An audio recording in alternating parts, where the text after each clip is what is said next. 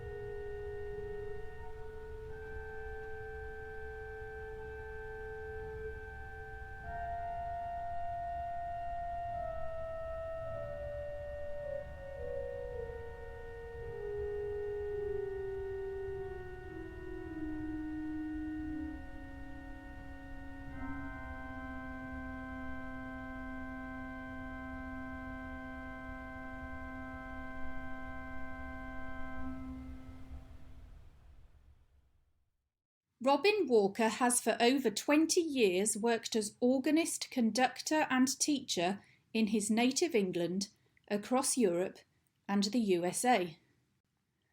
He has worked with numerous composers, giving premieres and making recordings for John Ellis, Frederick Frahm, Nimrod Borenstein and others. Robin led the restoration of two historically important instruments.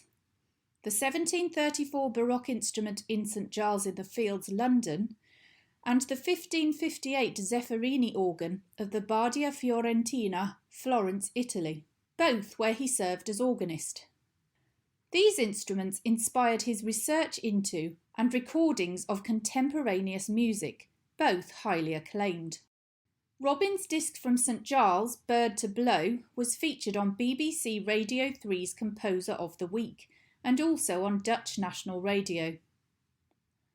Robin studied organ at the Royal Academy of Music in London and is now an accredited teacher with the Royal College of Organists. He teaches organ scholars at Cambridge University, where he also sits on the Organ Admissions Examination Panel. For 4 years, Robin was Director of Music at Corpus Christi College, Cambridge, where he directed the chapel choir and curated the college music programme. Robin conducts the Ipswich Choral Society and the Cantate Choir in Kent. Visit theorganist.co.uk for more information on Robin Walker. And here is Robin Walker. What's your musical background? Well, I come from a family of amateur singers, and I was encouraged to sing when I was little, and I was a chorister at Ripon Cathedral. I was very lucky to get a 100% scholarship at Ripon. They advertised for a 100% scholarship to refresh interest in choral singing and choristers and stuff. So I got that, which was amazing, and so I spent 4 years at Ripon as a chorister under Ronald Perrin, who was a great taskmaster, an amazing musician, very inspirational. And then I went to school at Bradfield College in Berkshire, where I was encouraged a lot by really good teachers, organ teachers, singing teachers, learnt the cello. And then I had a gap year at Blackburn Cathedral as organ scholar, which was a fantastic experience. And then moved to study at the Royal Academy of Music. So I studied there for 6 years, did undergrad and then postgrad. And then since graduating in 2000, I worked as freelance musician, so as an organist, choral director, vocal trainer, and harpsichordist, various things like that.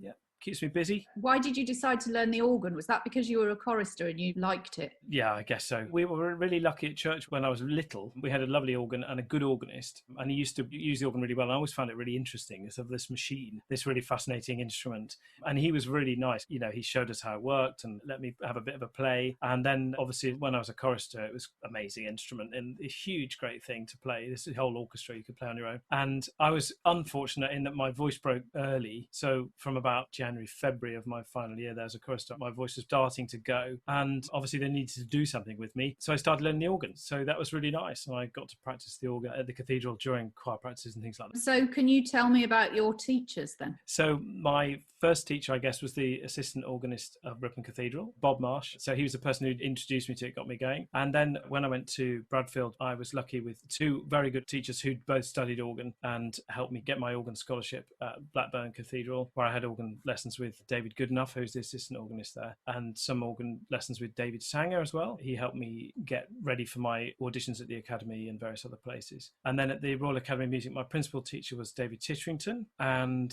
we had improvisation lessons with Naji Hakim, which is very exciting, wonderful man, very intimidating teacher, but superb.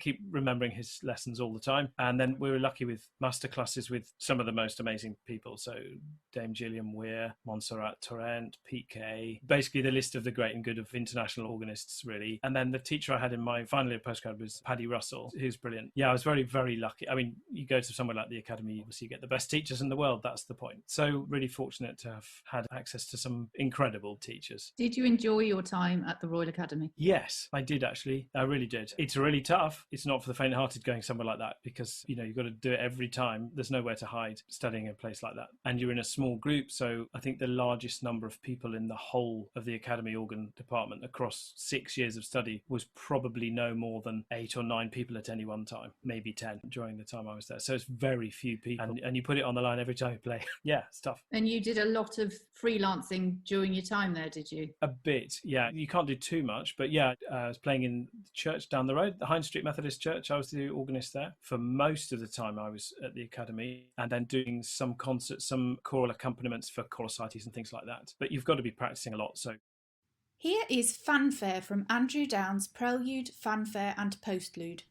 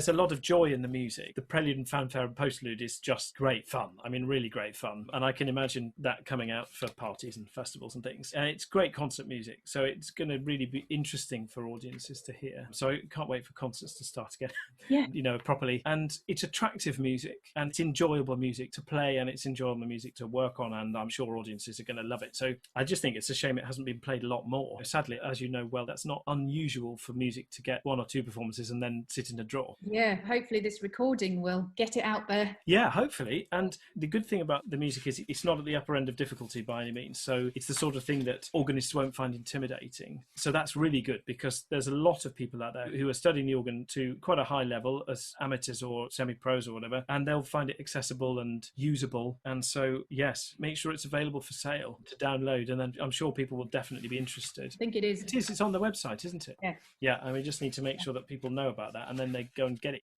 Visit andrewdownes.com to buy both the CD and the sheet music. Any particular career highlights? Two things I'm really proud of being involved in: the organ restoration at St Giles in the Fields, and kickstarting that project and getting that all in place, and being really pleased with who we got involved to do that, because that has just been the most astonishing result with that instrument. Getting Stephen Bicknell was the person I got in as the advisor, and then the restoration was done by Bill Drake and his company, and the result on that organ is really special, and it's restored an organ that would otherwise have gone, I think. Well, it wouldn't have gone, but looking at the different options that different companies put forward, it could so easily have disappeared, really, in terms of what's there. And I think that's going to stand up for a long, long time and be a very important instrument historically, because it's a Baroque instrument, English Baroque instrument from 1734, with some Robert Dallin pipework from the late 17th century as well. It's a really important instrument to have, and it helps us understand a lot more about that period of history in England, because most of our organs have disappeared from before then because of our political and religious history, our church history. And to be able to take people there and say, play that music now on this instrument, and for it just to come alive for people, completely change their opinion of that music. I'm really proud of that. That's a really special thing. So what was your role in the restoration of the organ? Well, I was director of music there.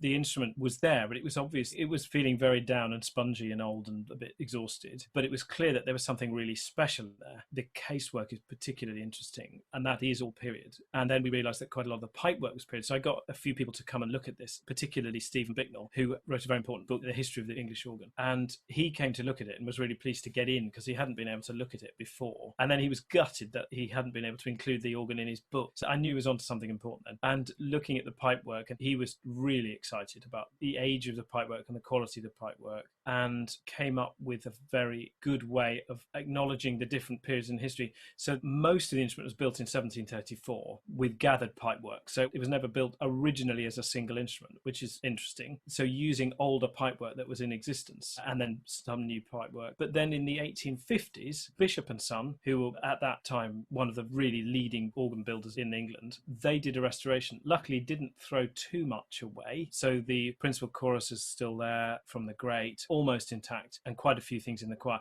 And what they did was they added a full pedal organ and a larger swell. They extended the swell organ, but they didn't throw pipework away from the swell. They extended out from what was there, thank goodness. So what Stephen suggested doing, which was quite radical and actually got some not great feedback from people, but I think they've realised that this is a good thing. So we restored the 1734 organ back to its original condition as much as possible, including returning the long compass, and also kept the long swell from the 1850s and the pedal board. So what you've got is you've got an organ which has got much more range than it would have had before, but it's in a historic temperament. So if you play the swell, you can play the swell as it would have been, but if you don't use the lower register and things like that. So you can play it completely as if it's a 1734 instrument, but you can also go right up and play Bach and loads of later music and Mendelssohn and all sorts of stuff, and loads of modern stuff. The temperament is really beautiful, quite strong, but not too strong. So you've got lots of leeway. It's a fabulous instrument. Is that where you recorded your CD? The Bird to Blow, yeah.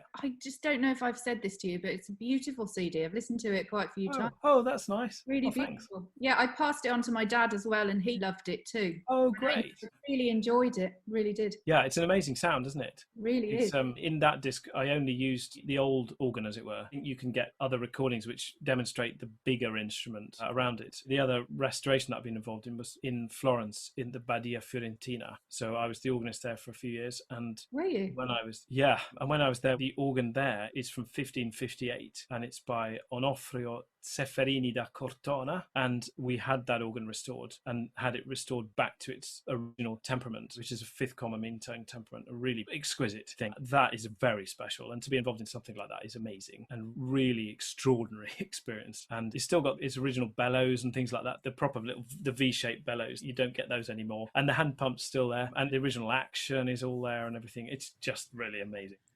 I am now going to play Sonata for Organ, Movement 1. Here are a few more words from the composer, Andrew Downes. The Sonata for Organ. This was asked for by Robert Green, a former teacher of mine at Aldridge Grammar School. He had also been assistant organist at Lichfield and Hereford cathedrals, respectively. Robert was a flamboyant and exciting player, and there's some pretty hard technical pyrotechnics in the piece to give him a challenge. In addition, both cathedrals are magnificent, ancient edifices with amazingly resonant acoustics. Both are set in beautiful rural landscapes which colour the music of the sonata to a large extent.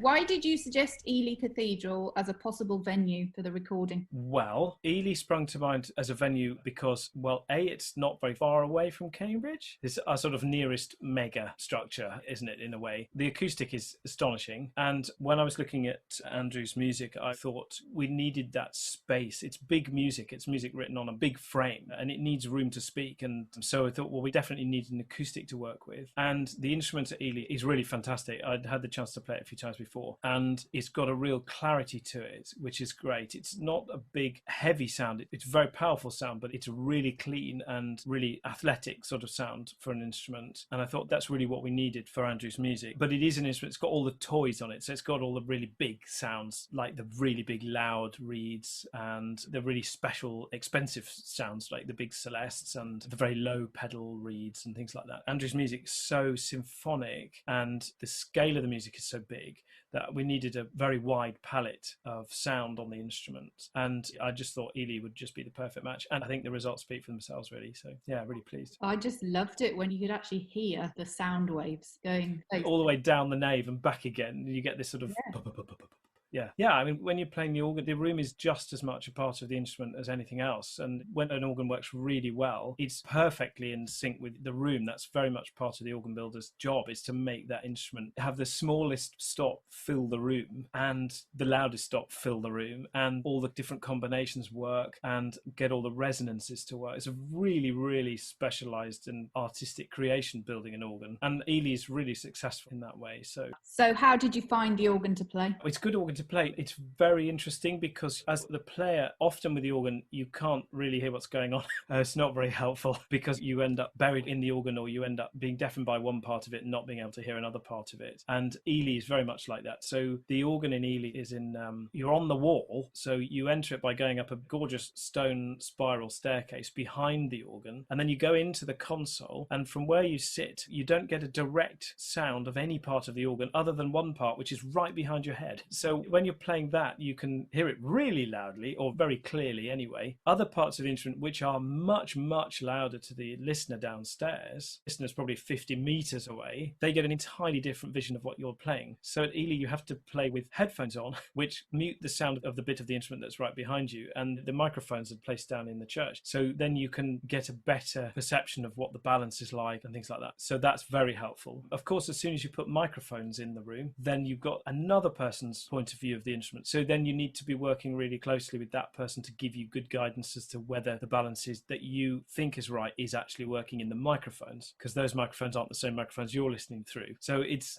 very interesting. When you're playing a big instrument like an organ, it's not unexpected to have to work in a way like that. Some instruments you get the most amazing experience from the console, but other places it's just not like that. So I'm looking forward to hearing what it sounds like, because I've only heard snippets of it. Me too. Yeah. So what was it like to play in Ely Cathedral? I mean, what a buzz. It's extraordinary. We're very lucky as organists, especially, that we get to play in these incredible buildings. And it's not often that you get the chance to have an organ like that and an instrument like that and a room like that all to yourself. Oh yeah, it's a proper buzz. Yeah, it's not something that you do all the time. Those people who play in places like that regularly are very lucky people. It's a stunning building. Just to be able to walk around in it with kind of nobody there, just 4 or 5 of us in the whole building. Yeah. Have you played there before? I've done a few little things there before. So I've played for a couple of lunchtime recitals that choirs have done. I've been asked to go and play for them, and I've played for an evensong once before, again for a visiting group that's been up. But I've never done a recording or a solo concert before. And I've obviously been to some amazing concerts there. How does it compare with other venues? Well, everybody has got their own excitement, and there's not many places like Ely in terms of you park the car and walk towards it, and it just gets bigger and bigger and bigger and bigger. It really is something special. Actually, having the practice sessions when you're completely on your own in the building, that's good. I think the only other place that's similar, I've been lucky to play in some really amazing places. I think the experience of having the evening rehearsals at St Paul's Cathedral ready to do a recital and being in that building on your own, and that's quite extraordinary when you think of all the things that have happened in there and the history. I don't know what it's like now, but it used to be very brightly lit from the outside at night. So of course inside, most of the glass in St Paul's is clear, or at least I think it is. So you get this incredible lighting effect from all the lights outside. Oh, right. That's really magical. You just hear your footsteps echoing along through the building, and you're all on your own, and then you get to make this amazing sound. So yeah, but I think Ely's up there with that sort of experience. It's cool to be an organist. You get all these experiences that no one else gets. Oh yeah.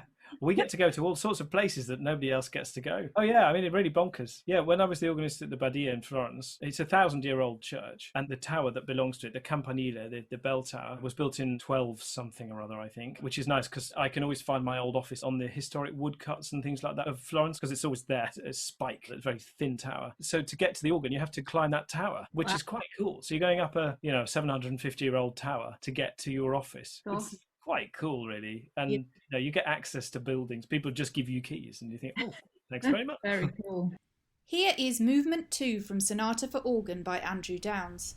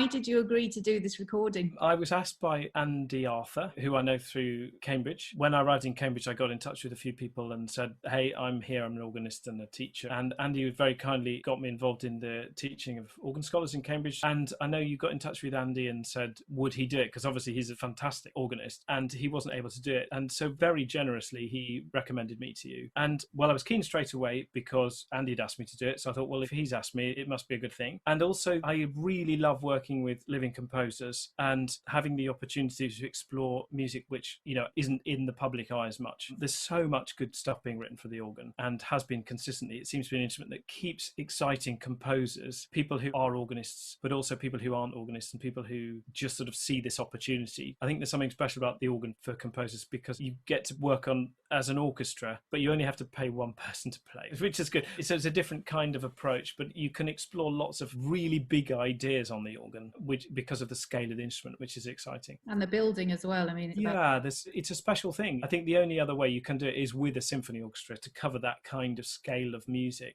And then you sent me the music through and I was intrigued and interested in the scores. It's a bit like an actor getting a script in a way. I think sometimes people send you things, you know, you have a look at it and then you put it on a shelf and you thought, I'll come back to that. And then some things you don't come back to. But I didn't do that with this, which is good. It's intriguing music. It's interesting music. It's very carefully written, I think, in terms of the structures, but also the textures that Andrew's creating and how he's exploring using the instrument as a non-organist or somebody who's not trained themselves in playing the organ. And that's always interesting. It does sometimes throw up some issues because writing for the organ is obviously quite specialised. And there's certain things that do work really well and certain things that you try and you realise, well, you can see what the composers may be trying to do, but it doesn't quite work on paper, or the way that they've described it doesn't quite describe what they're expecting. Of course, being able to ask the composer is great. Sometimes you ask them and they don't know. That's great too, you know, and then you can work something out. But so that's always really interesting. That thing, you're always trying to get into a composer's head and try and understand what they're trying to create. But it's just great to be able to ask them. So it's a really fascinating music and really enjoyable to play. How easy or difficult is it to play? Some of the music's hard. There are some tricky bits in each piece. Most of the music falls under the hands well. We had a couple of bits in one of the pieces which is quite tricky. There's an element of complexity in the way that the pedals and the manuals are combined with independent parts, but nothing that's not doable. Was that the introduction and Allegro? Yes, it's in the Allegro, yeah. That's really cool though, that bit. Yeah, the effect is worth it, isn't it? So it's fine. That might have been the sort of thing that somebody who was an organist themselves would never have had a go at writing. So then you might have missed out on that particular kind of sound. And so that's special. If there is a difficulty, then it's for the player to overcome. I mean, everything sits under the fingers well. Things that are less idiomatic for the instrument, there's very few things that are. But again, you often end up with a texture which you think, ooh, oh yeah, that's quite good actually. I like that. You get a different sort of effect, so it can be a real eye-opener. That's the hope whenever you get a new piece, that there'll be something in there that catches you and think, ooh, I like that. That's good. I am now going to play Allegro from Andrew Downes' Introduction and Allegro. But before I do, let's hear from the composer again. The Introduction and Allegro was commissioned by organist-composer Carson Kuhlman, a larger-than-life and flamboyant musician whose organ playing is hair-raisingly brilliant. He is organist and composer in residence at the Memorial Church, Harvard University, Cambridge, Massachusetts. The piece reflects the kind of person Carson is, and also the luxuriant beauty, stress, privilege, and excitement which pervades the atmosphere at Harvard.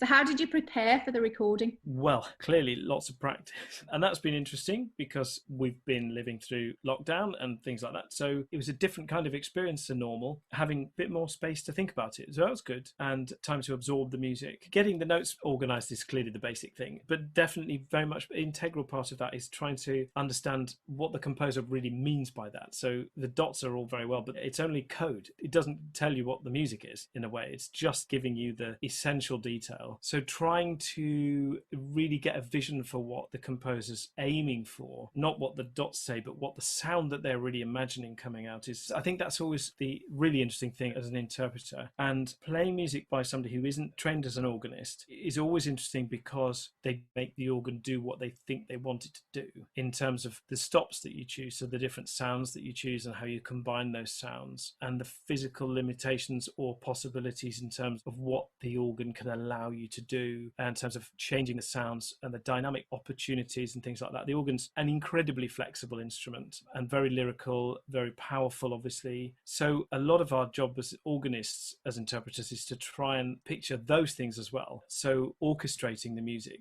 and trying to make it come alive in terms of the sound world that we create. And it can be easy to just get that wrong. And you end up coming in with an idea which you're very pleased with and you think is complete. And then for the person to say, oh, no, I had no idea that you'd come up with that because I had a completely different idea, you see. But actually, it was really nice talking to Andrew because he was very flexible in terms of what he'd expected. He didn't necessarily come with particularly firm or fully formed views on what kind of sounds you might expect or things like that. So that was really interesting to have those conversations and then be able to share some rough recordings and get some feedback on sounds. I think that's probably the most enjoyable part of the process in preparation, that creative side of it, and really trying to represent the composer's ideas as well as possible and hopefully bring something else as well. You know, you bring that creativity in there too. So yeah, I think he really likes being able to hand his music over to the right person and enjoy seeing what they do with it. So it's their own, basically. So how did you enjoy the recording?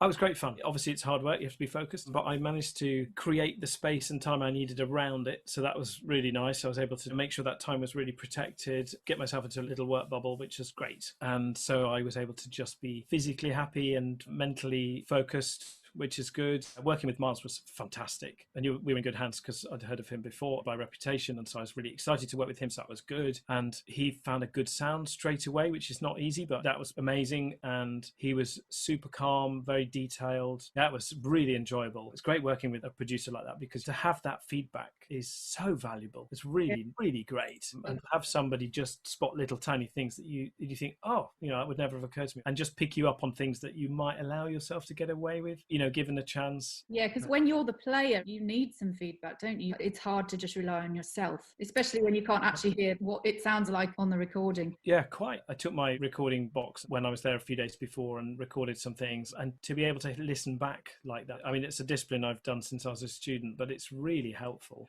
Yeah, as you say, as an organist, if you're in a string quartet or something, your neighbour will turn to you and say, really? Or something, and you can discuss things and you can brainstorm and you can have conversations. As an organist, you have to try and do that with yourself, but it's not always the easiest thing to do. So having that feedback from somebody is really great. Was it nice to be recording at this very strange time? Oh, yeah, wonderful. I really felt very, very lucky to have a project like this to really focus on. And after having had quite a few months of not necessarily having anything specific to, deadlines wise, no concerts, obviously. So, yeah, I felt very, very fortunate. And it was really special. I think it makes it even more special than normal, even to have a project like this, this interesting, this important, this special to do. And we were lucky, of course, because there was no planes going overhead and far fewer cars going past and things like that. So when I've recorded the Bird to Blow disc, we had to record that between 1 and 5 in the morning because we were in central London and it was impossible. And then they moved a bus stop to right outside the church, a bus stand even. So there were buses that would come and sit there with the engine running. We'd have to wait for them to go and then wait for the clock to chime. Yeah, anyway, it was an absolute nightmare. Oh, no. So this was wonderful. I think we only had one slight bit of bother from a car or something. The cathedral's great because it's pretty separate from everything around. It's not right on the road. So that helps a lot. It all came together quite quickly as well in the end, didn't it? It took a while to think about doing it because of coronavirus, and then it all came together very quickly. Yeah, I think so, because we were available. Yeah, exactly. And the cathedral was available as well. Yeah, because it was only 6 weeks or something from saying, let's aim for this. And then we were there doing it, which is exciting. Yeah, it was. Yeah, nice to have that and just really focus and sort of really burn through that. That was really lovely, actually. Very fortunate. I think chances like this might be a long time before they come around again like that in terms of access and availability and no planes and things. Is there anything else you would want to say? Huge thank you. Can I just say, I just love your playing, and I'm so glad that you were able to do this, because I just think you're perfect for the music. Thank you for asking me to be involved, because it's been an enormous privilege and pleasure, and a really exciting project, and it's been special, actually, really, really special. Yeah, and meeting your dad's been amazing. Thank you very much. It's been wonderful. Yeah, I mean, I will remember 2020 for this, not for, this will be one of the things that makes me think, no, actually, there were some really good things happening in 2020. So fantastic. Any favourite bits? Quite a few favourite bits, actually. The piece which helped me sort of get hooked into Andrew's music and trying to sort of get a feel for what was going on, what he was trying to say, was The Forest at Dawn. And I think that's quite an interesting piece. It does sit slightly apart from the other pieces in its structure and style, but I think that it's so lyrical and the melody is so haunting. The way he uses the instrument texturally really caught my imagination. So I think that might be a bit of a favourite. The Forest at Dawn was commissioned by the Royal College of Organists as an item in their collection of new works entitled Millennium Organ Book. As its title suggests, my piece is intended to evoke the feelings as one listens to the sounds of dawn in the middle of a vast and exquisite green forest. Before I play Andrew Downes' Prelude, The Forest at Dawn, I want to say a huge thank you to Robin for coming on our show, and of course for his wonderful rendition of this stunning music. Thank you also to Miles Eastwood for capturing it so perfectly, and to Regent Records for releasing such a beautiful CD.